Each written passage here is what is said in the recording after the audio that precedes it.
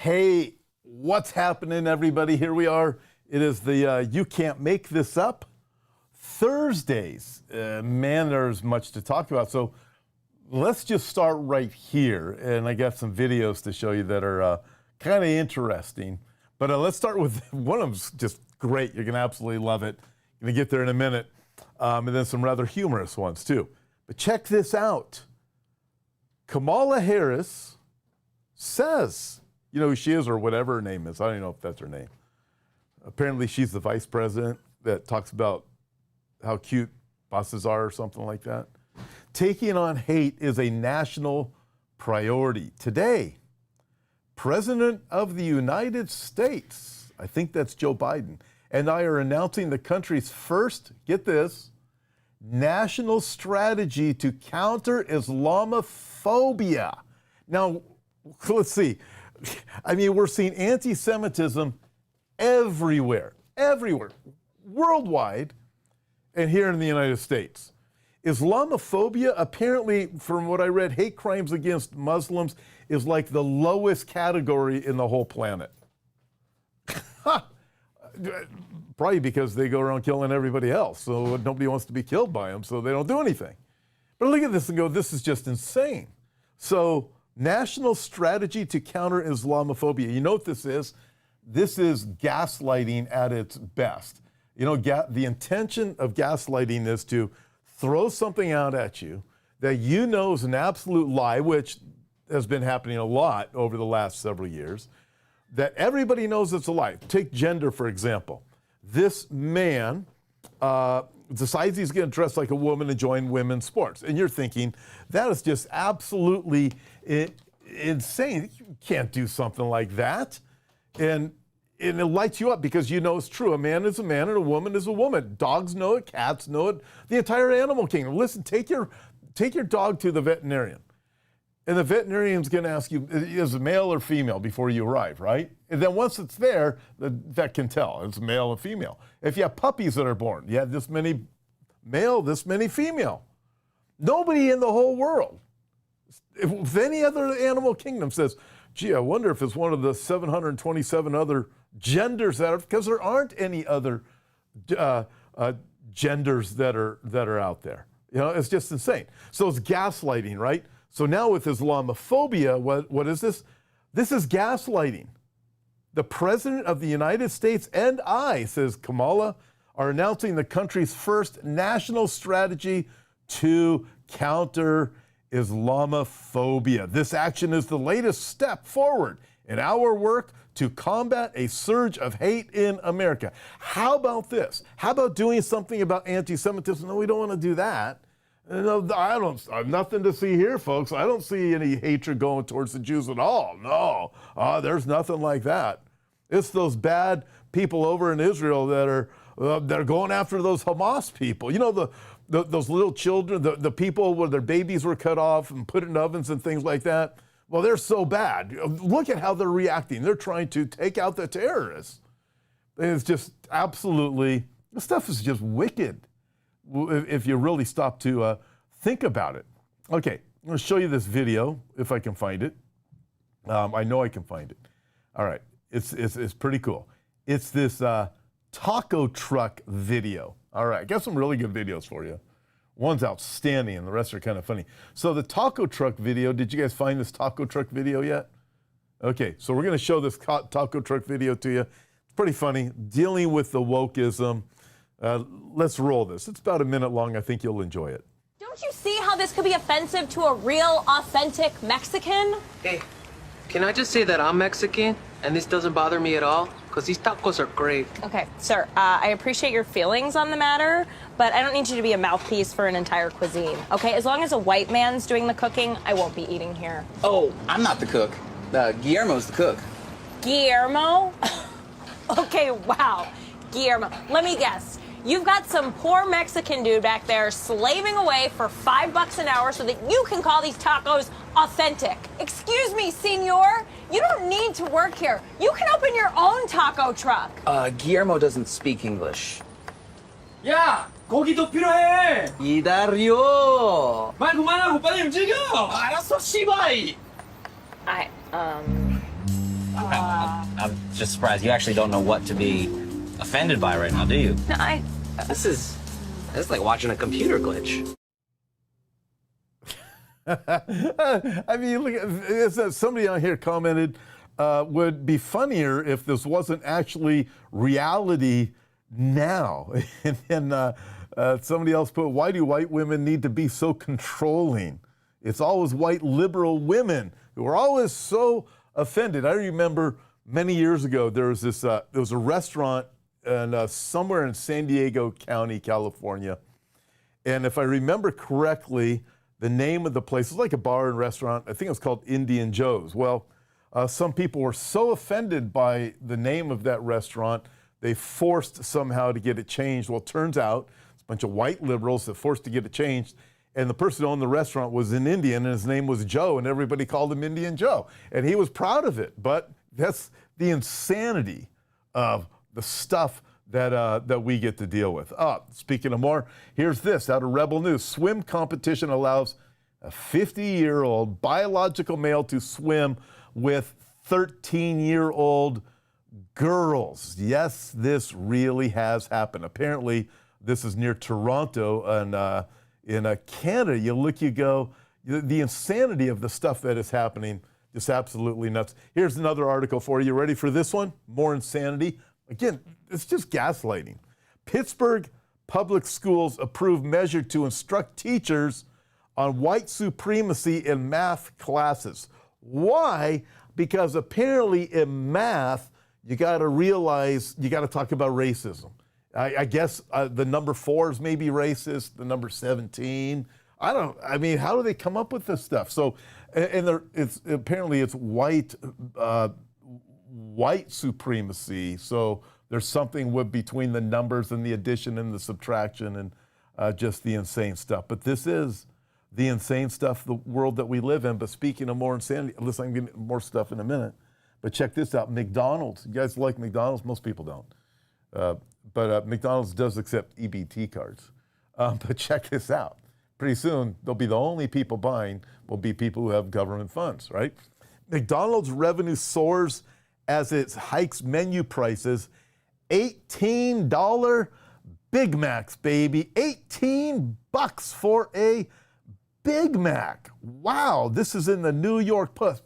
So I'm thinking the one branch in Darien, Connecticut, charges as much as $18 for a Big Mac combo meal, which includes medium fries and a medium soft drink. So why do they have to do that? Because people working at McDonald's felt that they needed to have a minimum of, $20 an hour, something like that, because you're so well educated.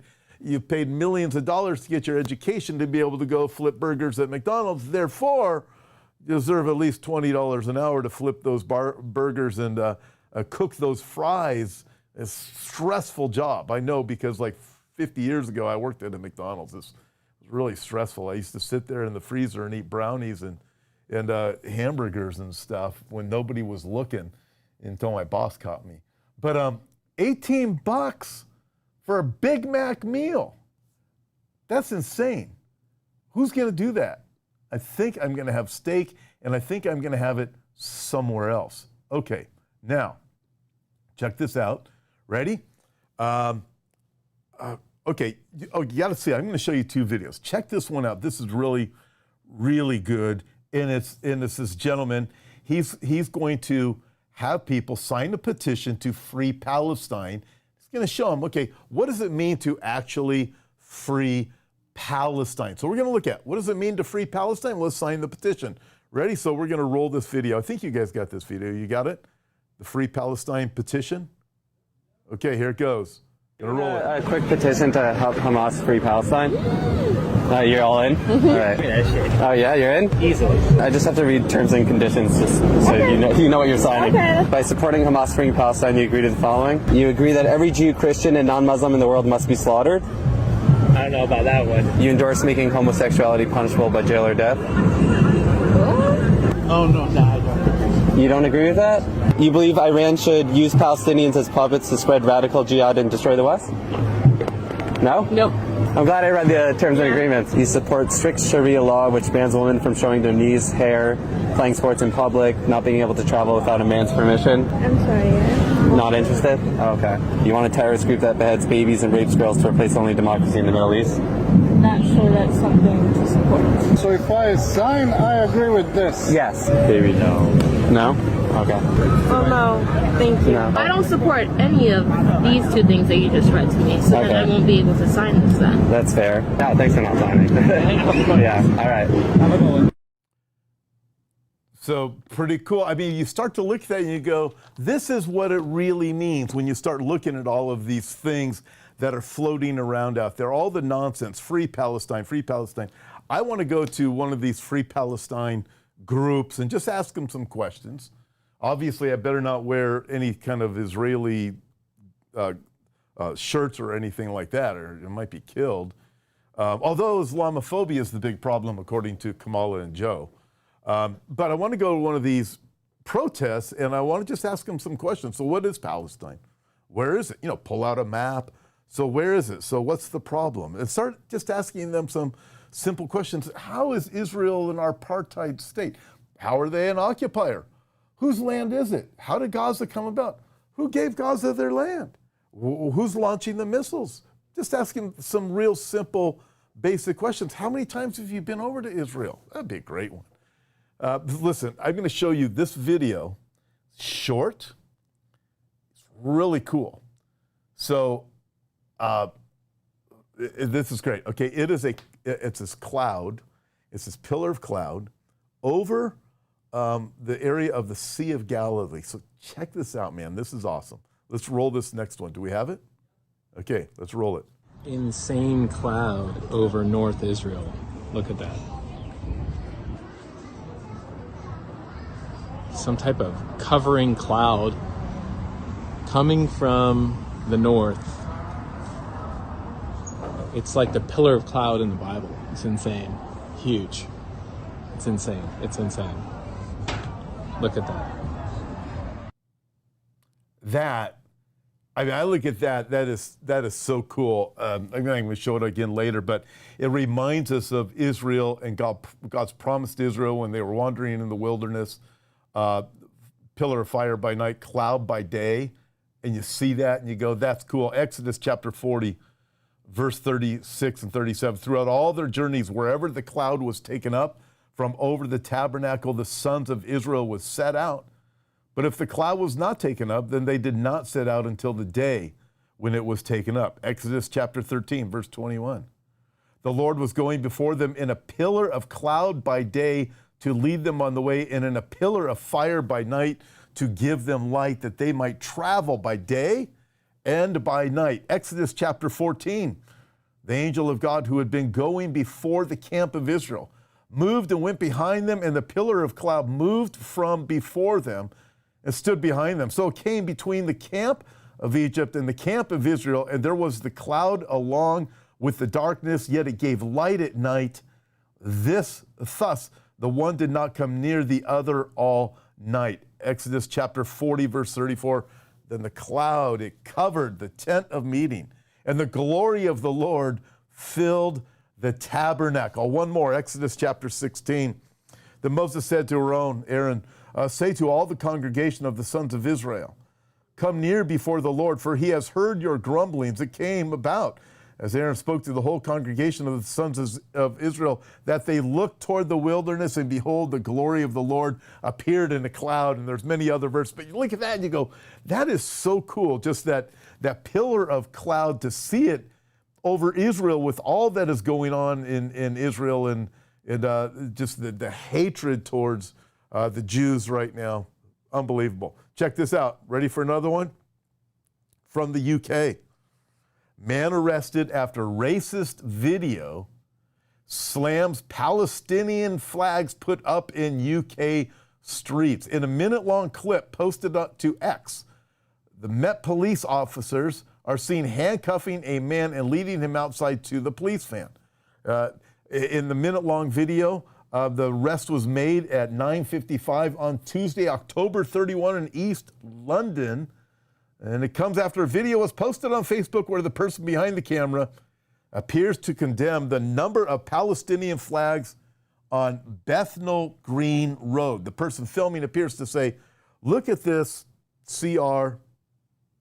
AP here, while zooming in on a number of flags attached to lampposts and road signs. You let them into the country and this bleep they come up with. This is the bleep they come up with, the person adds. And he gets arrested for this.